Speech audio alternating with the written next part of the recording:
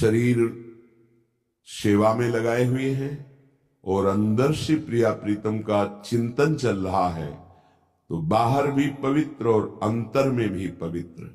अंतर का चिंतन, स्वरूप चिंतन, लीला चिंतन ये बाद की बात है। पहले नाम चिंतन प्रारंभ करें। नाम जप, शरीर से सेवा और नाम चिंतन। अगर हम सेवा परायण हैं तो नाम का जिह्वा से जरूर उच्चारण करें, नहीं विस्मरण होने की संभावना है।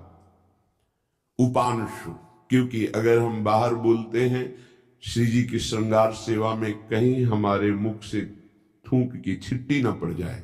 रसोई सेवा में है, पद गायन कर रहे हैं, कहीं ऐसा ना हो जाए। इसलिए जब हम श्री जी की सेवा में हैं तो हमारा मंत्र जप, हमारा पद गुनगुनाना ये उपांश ही होगा। वाचिक नाम जप, नाम कीर्तन, पद कीर्तन उस समय कर सकते हैं, जैसे सोनी लगा रहे हैं, पोछा लगा रहे हैं, इसमें कर सकते हैं। लेकिन पात्र मार्जन करके रख रहे हैं, रसोई सेवा या श्रृंगार सेवा, उस समय उपांश ही होना चाहिए। जब सेवा से निवृत्त होकर हम एकांत में मंत्र जप कर रहे हैं तो ये चार बातें नहीं होनी चाहिए मंत्र जापक में या नाम जापक में। उस समय जिस समय हम बैठे हैं, पहला नाम जप या मंत्र जप में जो ही हम माला प्रारंभ करते हैं तो सदगुरुदेव भगवान को प्रणाम करके मौन धारण करते हैं जब तक वो माला ना हो जाएगी। अत्यंत आवश्यक होने पर भी माला पूरी ही करनी है, तब बात करनी है। मंत्र जाप में ये नियम होना चाहिए। अगर ऐसा नहीं है तो फिर माला पुनः आपको प्रारंभ करनी पड़ेगी, उसे पूरा करनी। बीच में रोक कर बात करके फिर आगे ये नहीं चलेगा, ये दोष माना जाता है। माला पूरी होने तक वार्ता नहीं हो सकती। बोलना बीच में पहला दोष। दूसरा, इधर उधर देख ऐसे माला जपने, मेरुदंड सीधी, नासाग्र दृष्टि ऐसे। जिसे नींद आने की संभावना है वो आंख मूंद के भजन करने मत बैठे।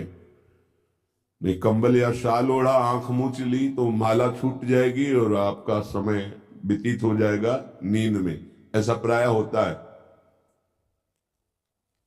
कठोर आसनों पे बैठ करके नींद ना आवे इसलिए नासाग्र दृष्टि रख के जप किया जाता है। उस मंत्र का ध्यान करते हुए आंख खुली हुई, बार बार पलक झपकना ऐसे ये नहीं, नासाग्र दृष्टि रखते हुए मंत्र जप करते हुए बोलना नहीं। जैसे 11 माला का नियम दिया है गुरु मंत्र का, तो जिनकी विशेष विशेष सेवाएं हैं, जब आपको समय मिले, जितना मिले अधिक से अधिक आप मंत्र जाप करें। जब आप आसन पे बैठकर मंत्र जाप कर रहे हैं तो बोलना नहीं है, माला पूरी होने पर ही बात करें अगर कोई अत्यंत आवश्यक है। दूसरा, इधर उधर गर्दन हिलाना, देखना ये नहीं। मेरुदंड सीधी, आंख खुली हुई, आंख मूंद के नहीं जपना।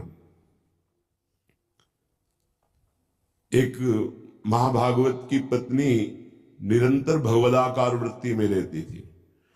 उनके पति जब पूजा में बैठते तो आंख मूंद करके बैठते, ध्यानस्थ ऐसे। एक बार उन्होंने पूछा, प्रभु आपके आंख मूंदने और आंख खोलने में अंतर पड़ता है क्या? तो उनका पड़ता है। तो बोले आपकी पूजा अधूरी। हम चाहे बाहरी दृष्टि में हो या आंतरिक दृष्टि में हो, एक ही चिंतन होना चाहिए। आंख खुली हो या आंख बंद, तभी सच्चा उपासक है। तीसरा, हिलना मंत्र जाप के समय। ये कीर्तन में हो सकता है, पद गायन में हो सकता है, लेकिन मंत्र जाप के समय हिलना नहीं, ये नहीं। गर्दन घुमाना, बात करना। चौथा, हंसते हुए प्रपंच की वार्ता करना, हंसी मजाक चल रहे, बोलना मतलब उत्तर देना। चौथे में जो हंसते हुए प्रपंच वार्ता करना। बैठे कुर्सी में 3 लोग, माला हाथ में, प्रपंच की वार्ता। अपमान कर रहे हो माला का, मंत्र का। आप क्या कर रहे हो? उपहास कर रहे हो। चार लोग जा रहे, माला सरक रहा है, बातचीत कर रहे, तो माला सरकाने से थोड़ी भगवत प्राप्ति होगी। जो माला की एक भी मन का नाम और मंत्र से खाली ना जाए, उसका चिंतन करते हुए, वो आंतरिक चिंतन को बढ़ाने के लिए माला है। माला सरकाने से थोड़ी भगवत प्राप्ति होती है। माला की मनका के सहारे से हम प्रत्येक मंत्र का चिंतन करके, उसका श्रवण करके, मनन करके तब फिर आगे बढ़ते हैं। ये थोड़ी कि जल्दी जल्दी किसी किसी की माला को तो देखते हैं कि इतनी रफ्तार से कैसे चल सकती है। अगर हम केवल राधा नाम भी जपें तो इतनी रफ्तार से नहीं चल सकता, क्योंकि हमें लिखना है राधा राधा, फिर अष्टादशाक्षर मंत्र या द्वादशाक्षर मंत्र, फिर इन मंत्रों को तो कैसे आप इतनी जल्दी, कैसे बिना अक्षर मात्रा दर्शन के कैसे आप मन का सरका दिए।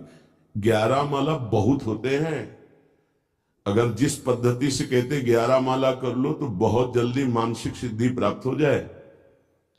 सामने मंत्र लिखा हुआ है, हर बार नवीन मंत्र की रचना कर रहे हैं। हर मन के पे, एक मन के पे पूरा मंत्र लिखा, फिर एक मन के पे पूरा मंत्र, फिर मन। देखो मन कहां भाग के जाएगा, मन निर्विषय हो जाएगा, सच्चिदानंद की तरफ दौड़ पड़ेगा मन। जबके समय किसी को उत्तर देना, इधर उधर देखना, शरीर को हिलाना, हंसते हुए हंसी मजाक वार्तालाप करना, 4 बातें जब में निषेध है। जब काले न भासेत नान्यानि प्रेक्षेत बुधा, न कंपेत शिरोग्रीवाम दंता नैव प्रकाशयेत। 4 बातें। ये हंसी मजाक, 2 साधक चल रहे रास्ते में, माला भी चल रहा, हंसी मजाक। तुम्हारे पास समय कैसे, तुम्हारा माला कैसे चल रहा है, तुम वार्ता कर रहे हो, हंसी मजाक कर रहे हो, ऐसा नहीं, इतने सिद्ध नहीं हो गए हो। जो शास्त्र जब काले न भाषित नान्यानि प्रेक्षित बुधा न कंपेत शिरोग्रीवाम दंता नैव प्रकाशित। माला जपते समय ये ऐसे हिलना डुलना, शांत, हंसी मजाक, न दंतान्नयु प्रकाशित, दांत नहीं दिखाई देने चाहिए। गुरु मंत्र के समय तो मुख से वायु भी नहीं निकलनी चाहिए, मुख से। बस ये स्थिति, थोड़ा दांतों के बीच में जगह है, जिह्वा का अग्रभाग ऊपर के दांत के जोड़ पे है, हल्की सी नाक की श्वास से मंत्र का उच्चारण है, उसी का श्रवण है, और नेत्रों से दृष्टि में हम देख रहे हैं। भगवदाकार मंत्राकार वृत्ति करनी है। प्रभु के मंगलमय नाम उच्चारण करने से करोड़ करोड़ जन्मों के पापों का नाश होता है, ऐसा शास्त्र और ब्रह्म ऋषियों ने निश्चय किया है। भगवान का नाम उत्तम श्लोक है, पवित्र कीर्ति है। जो नाम जप करता है वो पवित्र कीर्ति वाला हो जाता है, वो उत्तम श्लोक भगवान को प्राप्त कर लेता है, भगवत स्वरूप हो जाता है। इस मार्ग में चलने वाले उपासक से, चाहे वो ज्ञान मार्ग का हो या भक्ति मार्ग का हो, कोई पाप बन जाए तो शास्त्रोक्त प्रायश्चित करने की आवश्यकता नहीं है। जैसे कृच्छ व्रत, चंद्रायण व्रत, बड़े बड़े कठोर व्रत पापों का प्रायश्चित करने के लिए हैं। वो केवल नाम जप, नाम कीर्तन अपना बढ़ावे, उसी से सारे प्रायश्चित हो जाएंगे। जप करने वाले को अन्य प्रायश्चित करने की आवश्यकता नहीं है। जब तक अनंत जन्मों के हमारे पाप हैं, तब तक हमारी नाम में रुचि नहीं होती। ये बहुत ध्यान देने का विषय है कि जब नाम की इतनी महिमा है तो सब लोग नाम में क्यों नहीं लगते? बोले इसलिए नहीं लगते कि इतने पाप हैं कि नाम की तरफ रुचि ही नहीं हो सकती। जैसे कोई कहे कि चीनी चीनी चीनी कहने से तो क्या मुंह में मिठास आ जाएगी क्या? भोजन भोजन भोजन करने से क्या पेट भर जाएगा क्या? तो ऐसे ही कृष्ण कृष्ण राम राम राधा राधा करने से क्या राधा मिल जाएगी क्या? बड़े तर्क होते ना दिमाग में। वो जड़ वस्तु है, वो न पहले थी न बाद में रहेगी, बीच में भी उसकी सत्ता नहीं है। नासतो विद्यते भाव।